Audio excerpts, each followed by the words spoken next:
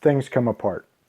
The upside is that Tyler's wife made it through the pregnancy okay, and their son was born without issues. But everything else was blowing up in his face. Tyler's leadership was upset with him because he hadn't completed the training course, and therefore still couldn't officially be staff sergeant. Then things really caught up with him, and life suddenly took a horrible turn for the worse.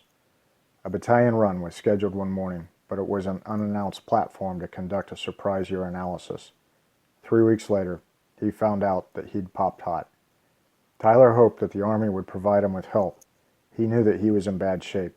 He hoped that his spotless record would help and that his proven courage in battle would be considered. Despite the best efforts of his peers and platoon sergeant, the Army decided to discharge Tyler, standard policy for the zero-tolerance position the military maintains. He had served his country proudly. He had stood in harm's way and had looked death in the eye on more than one occasion. Tyler was a soldier and had protected his nation, and now it was all gone in the blink of an eye. It wasn't just a matter of walking out the gate.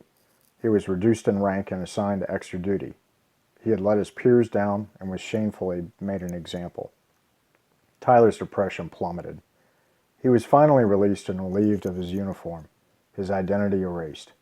The only favor that the Army had granted Tyler was a general discharge that allowed him to use the GI Bill. It turns out he was a terrible student.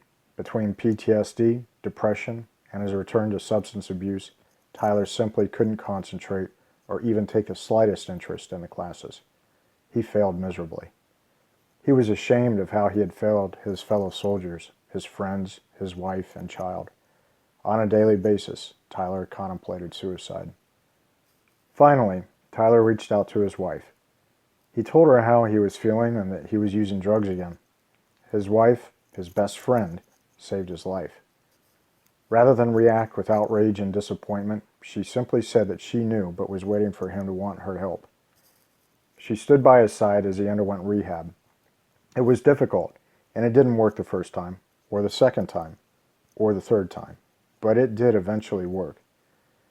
As Tyler tried to put his life back together, for his sake, and most importantly for his family, he discovered something called Veterans on the Camino, and a 500-mile walk across Spain called the Camino de Santiago. Tyler applied for the program and was accepted. He finally began to feel alive and excited about something again, and a little scared.